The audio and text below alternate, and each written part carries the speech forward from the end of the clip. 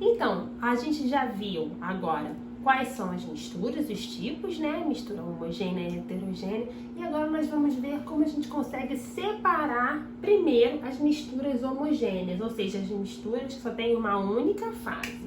Então, a primeira técnica usada, né, de separação, que a gente vai ver, ela é chamada de destilação simples. Professora, eu consigo fazer essa destilação simples em casa?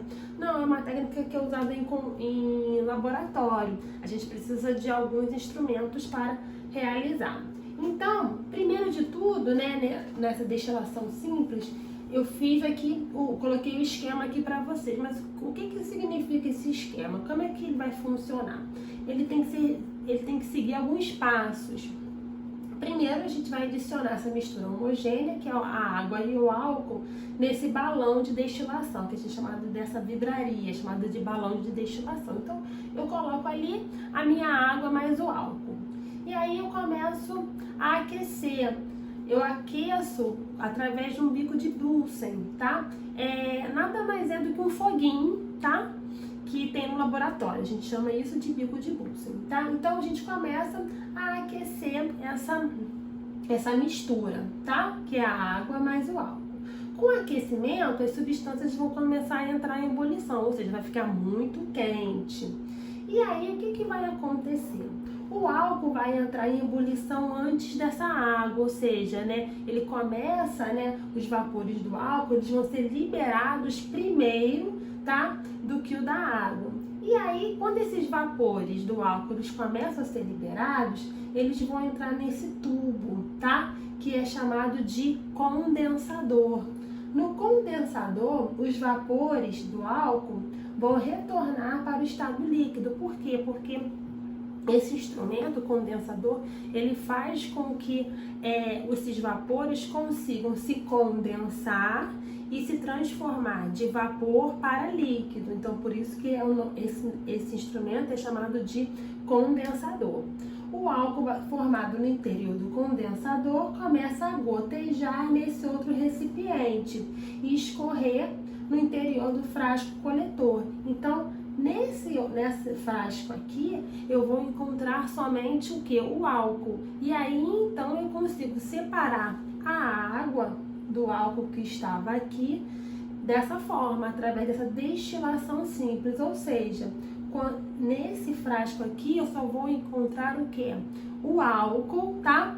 Que foi evaporado, condensado, e aqui se transformou na forma líquida novamente. Então, essa é uma técnica chamada, né, de destilação simples. Acontece nos laboratórios, não vão tentar fazer em casa porque não é possível, porque a gente não tem um condensador, tá? A destilação fracionada, ela é utilizada na indústria de petróleo.